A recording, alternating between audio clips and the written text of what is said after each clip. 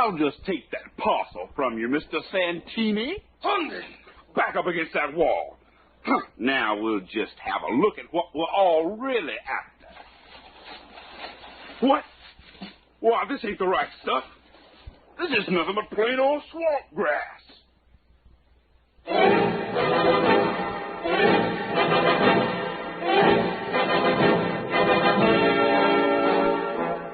Here comes Monk Mayfair, the ape-like chemist. Blazes! Ham Brooks, the sword-wielding lawyer. Take that! Rennie Renwick, the two-fisted engineer. Holy cow! Long Tom Roberts, the adventurous electrical genius. Pipe down, you guys. Johnny Littlejohn, the fighting archaeologist. I'll be super amalgamated. And their leader, the greatest adventure hero of the 1930s, the man of bronze, Doc Savage.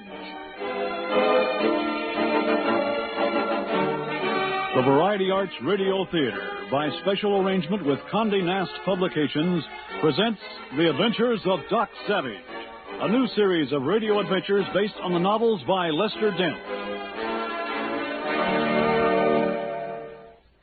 Today, The Disappointing Parcel, Chapter 3 of the fantastic story, Fear Key. The mysterious business of Fountain of Youth Incorporated has caused the death of a banker named Thackeray Hutchinson, who claimed the Fountain of Youth possessed a secret for which the wealthiest men in America would each pay $1 million. After unsuccessfully attempting to kidnap Doc Savage, the Fountain of Youth gang, headed by a man named Santini, attempts to waylay Kel Avery, who is due in New York on a plane from Florida. Also interested in Kel Avery is one Dan Thunden, a spry old man who claims to be 131 years old. When Doc, his 5 assistants, and cousin Pat Savage attempt to foil the airport plot, they are tricked away from the plane by a ruse, only to find that a motion picture starlet named Maureen Darling has been grabbed by the Santini gang. Upon questioning the movie star's bodyguard, Doc and his aides are startled to hear that Maureen Darling is Kel Avery.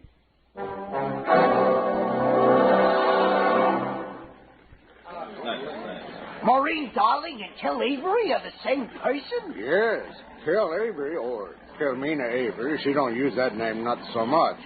The name Avery, she's not so good on the movie picture, no? Maureen Darling, much better. So the girl, she used the name of Avery, not so much. And you're her bodyguard. Yes, my name's Cleamer. Well, you may be built almost as well as Doc Savage here, but you're sure a flop in the bodyguard business. Doc! What is it, Johnny? Your cousin Pat isn't around here anyplace. Rennie, you said Santini's gang made off with 2 women? Right, Doc. The Klima. Did Miss Avery have any female traveling companions? No, just the Cleamer. Then the second woman must have been Pat. Come on. The Cleamer, he go along? How about that, Doc? Of course. We want to ask him some questions. We catch them, and the Cleamer, he break them into little pieces. Witnesses said the gang hustled the 2 women into a blue Phaeton and headed toward New York. Hit it, Rennie.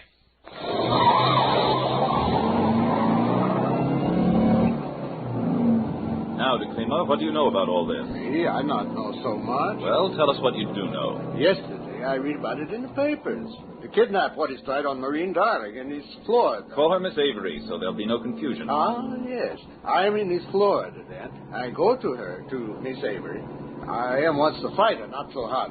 And now, the Nick, I pick up where I can. I fight, I shoot. I'm plenty to tough guy, me. Don't brag. You're with guys who are tough now. But you are not so good in the head, no? You run to the wrong fight while them fellas, they get Maureen Darling. Miss Avery. Say, you funny-talking bundle of beef. Are you hunting a scrap? Stop it, Monk. De Klima, you went to Miss Avery after you heard of the attempt to kidnap her. You offered your services as a bodyguard? That's her. That's the idea. I put up the talk and tell her that I am the one she needs. So she hired me to watch out for her. Ha! Fine job you done. What else do you know? Me, nothing. You know nothing about Santini, Hallett, and Leaking, or a white-bearded man named Dan Thunden, who claims he's 131 years old, or a company which calls itself Fountain of Youth Incorporated. No, never heard of any of them, no. Ha! What an information mine you turn out to be. The Klima, he not like you, not... Brother, the affection is returned. Look, up ahead. In the ditch by the road. A woman. I say, Quite disheveled, swabbed in mud at roadside grinds. Coming over. Say, even with all that mud, she's a dish. It is Maureen, Miss Avery. Are any of you Doc Savage? I am. Good. Keep going. Well, step on it.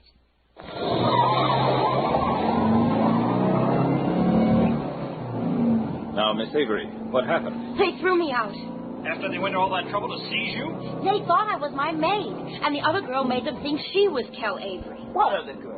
The one who rushed to my side when the trouble started back at the airport. She acted as if she was one of my party and made them think she was me. When she got the chance, she whispered to me to begin to scream, and they might throw me out of the car.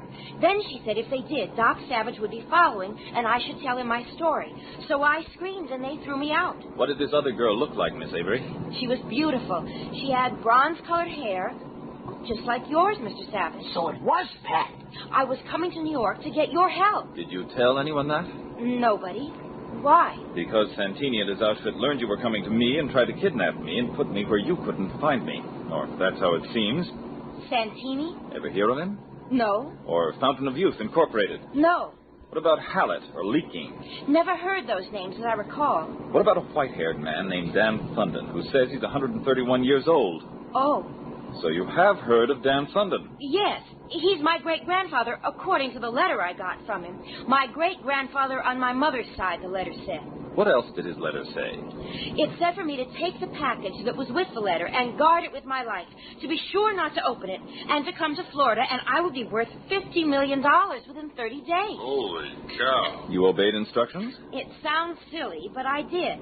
You see, the press agent for the movie company I work for thought it would be a good idea to get some newspaper space. The company even paid me a salary to go to Florida as instructed. The press agent was going to meet me there, but before he came, I was kidnapped. Was that the press agent's idea, Miss Avery? The press agent doesn't even know where I am. He hadn't even gotten to Florida. I was scared. Those men threatened to kill me unless I got the package. How did you extricate yourself? As a matter of fact, I didn't escape. They turned me loose to get the parcel, but instead I came north.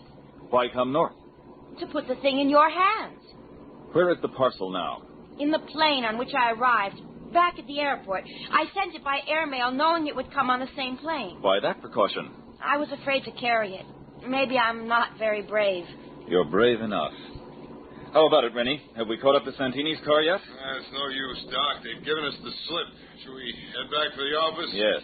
Perhaps some research in our library will shed some light on all this.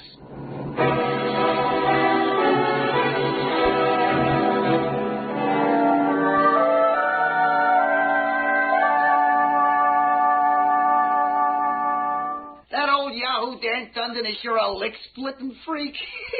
Imagine a gink 131 years old being able to hop around like he can. If he is indeed that old.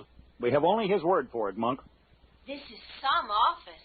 How high up are we? 86th floor, Miss Avery. Doc's private high-speed elevator makes the trip seem short, though. Long Tom, Rennie, Johnny, Ham, here are the addresses of some of the wealthy men whose names were in that file in the Fountain of Youth office. Their names were there for some reason, just like the banker's, Thackeray Hutchinson. Go investigate them. Okay. Some of these birds should give us information. But be careful. We don't want a repetition of what happened to Thackeray Hutchinson. Yeah, that guy got what was coming to him. What happened to him? He got shot between the eyes. Oh. What about Pat, Doc? We haven't a lead to go on, Rennie. We'll have to see what turns up. Now get going. Me, I think I go out. Not for long. Why, De Klima? Business. Very well. Monk. Yeah, Doc. Follow De Klima. With pleasure.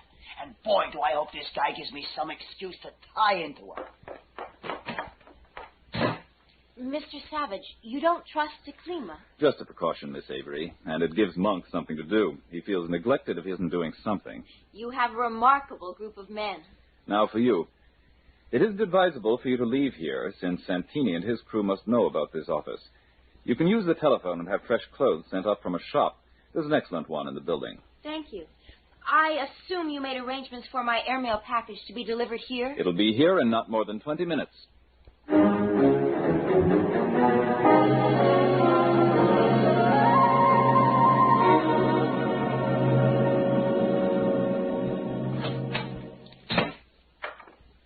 Klima, he get 2 new ones, see? My other 2 ones them feller at the airport, they got. Bought 2 new revolvers, They aren't easy to purchase here in New York. For the feller with the money, anything's easy. At a hock shop, I get them. And I no need license for to carry them either. Here's the newspapers you wanted, Doc. The mug went into a hock shop, stayed a while, then came back here. He didn't do nothing else. Call the police, Monk. Have them have that pawnbroker's business license taken away for selling firearms to unlicensed people. Right. Any word from Pat? None. I'm worried about that other girl, Pat.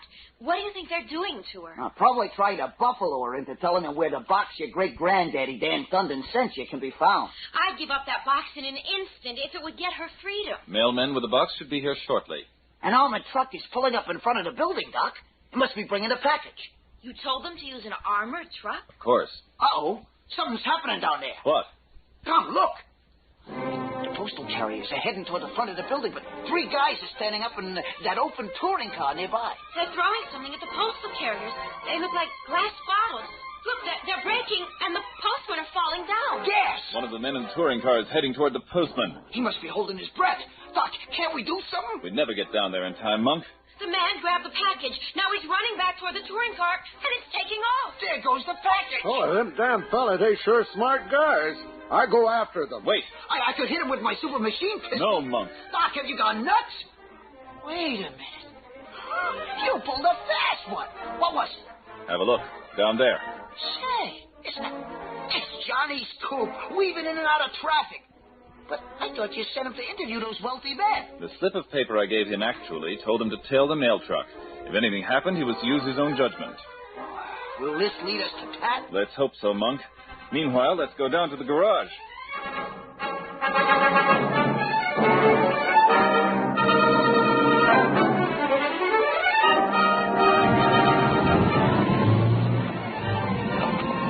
This truck, she's some buggy.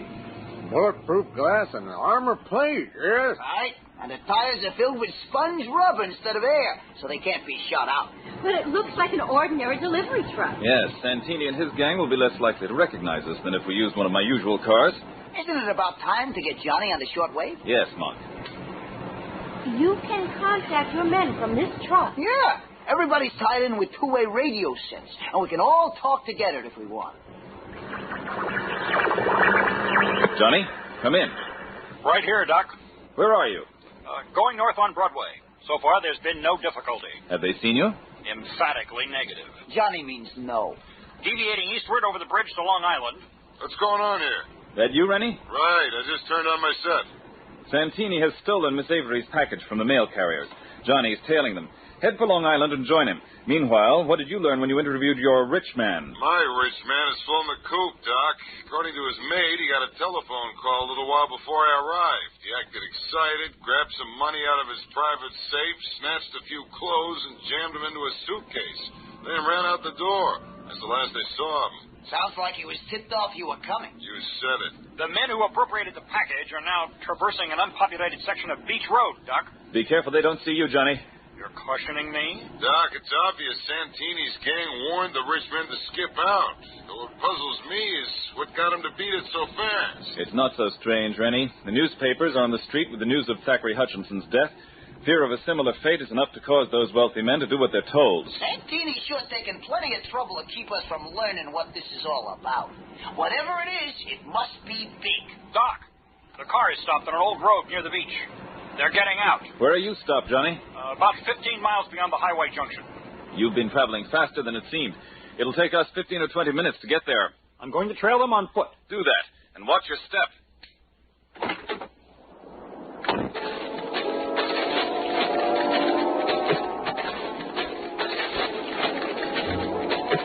The way them mail carriers caved in. Sweet, I call it. It won't be sweet if they broke, Petey. Don't worry, Shorty. The gas just made them senseless for a while. Where's Santini? Oh, we're in that shack with the rest of the mob. What's a shack doing here? There ain't even summer cabins this far out. Yeah, it's pretty remote, all right. Come on. Who is it? Santa Claus. What do you think?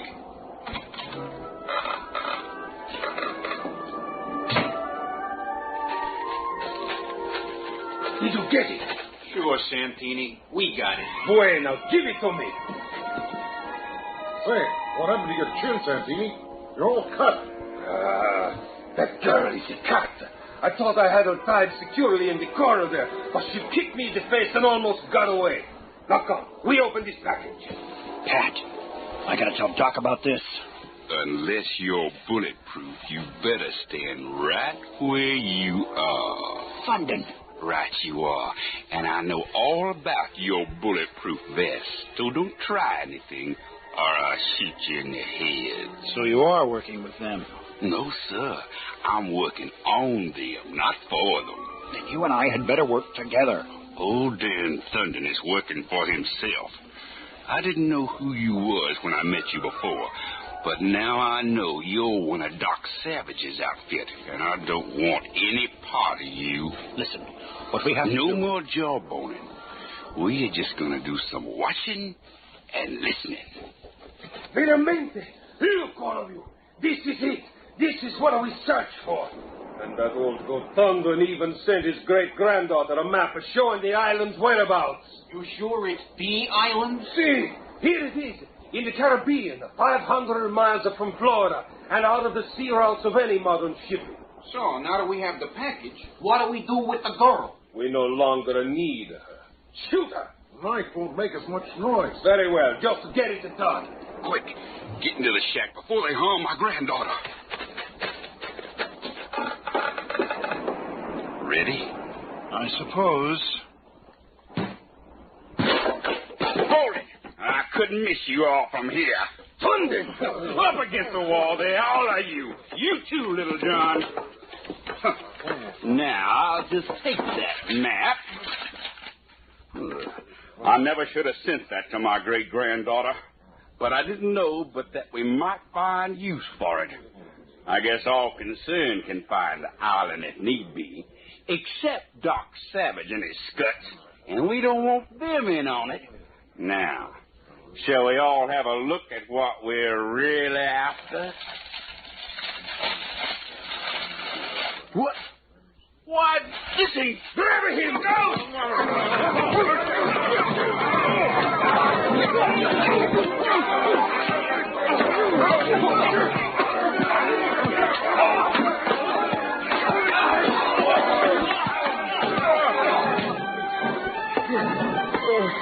Wait! Even you and the Doc Savage as a man are no match for my men, eh, Thunden? Maybe. But take another look in the box, Santini. You haven't got what you think you got. What do you mean? That ain't the stuff. It's just plain old swamp grass. Swamp grass? Licking, give me the box. He's right. This isn't the stuff. What have you done with the weeds, Thunden? This here gal must have made a change. What'd you do with that package I sent you? Miss Avery, don't tell them a thing. Whatever you do, don't tell them a thing. Silence! Leaking! Untie her and see what she has to say. Right. Hey, where'd she get that gun? Exquisite. You completely overlooked the firearm Mr. Thunden dropped in the melee, Santini. Now I'll just remove this young lady's gag and restraints. Oh, God, I came to New York for excitement. Man, oh, man, am I getting it. Now, Thunden, why did you mail that package? Why, I needed money. I was going to meet you in Florida and tell you the whole story, but these gentlemen must have got the telegram you sent, telling me you would go to Florida. Or did you send such a message? The message was sent. I never got it. That explains why I did not meet you in Florida. Did Santini send a man down there? No more!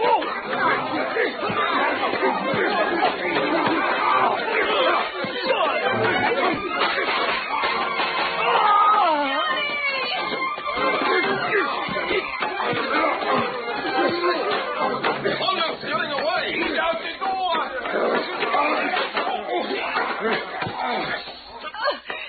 Holland's got away, boss. The tall guy is shot. Forget him. I shoot him many times in the heart. He is dead. Boss, I move we shake this place. Things are getting too tough. The skinny guy you shot is one of Doc Savage's outfit. And that means hell. Savage will move the earth to get the guys who rubbed out one of his friends. Shorty's right. Kidnapping the bronze guy was one thing. Killing one of his men is another. The U.S. is going to be too warm for us. You birds are just getting wise to yourselves. Shut her up. So, what do we do now? I have it. Buena. An excellent idea. I hope so. It is the one great idea I have. We will take the seaplane and go to the island. Doing that, we will be away from this Doc Savage. We will get a supply of the weeds and operate from outside of the country. What about the girl? We take her along. She is the one who knows where the other box is. We make her tell where that parcel goes to. If we do not find what we want on the island, then the girl will be very valuable indeed. We will have her to trade for it. Not a bad idea. Oh, boss.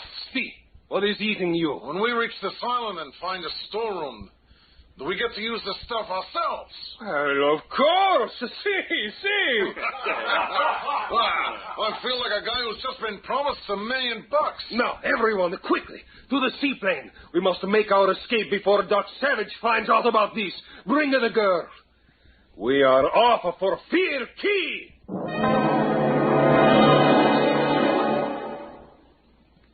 Will Santini make good his escape? What has happened to the spry old Dan Thunden? And what steps will Doc Savage take to avenge the murder of his aide, Johnny? Don't miss Island of Death, Chapter 4 of Fear Key, next time on The Adventures of Doc Savage.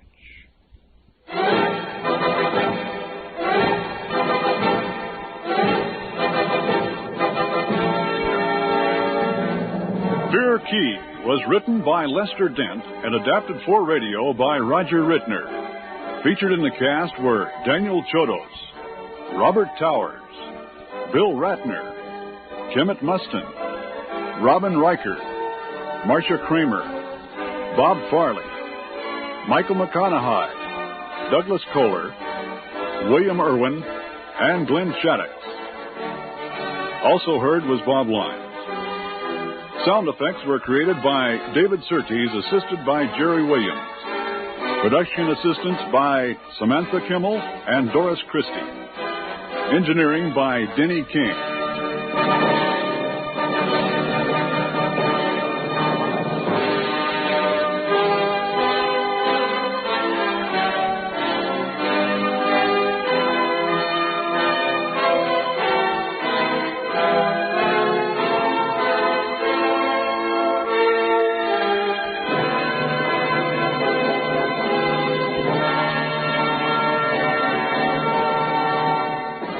The Adventures of Doc Savage is produced and directed by Roger Rittner and is a presentation of the Variety Arts Radio Theater.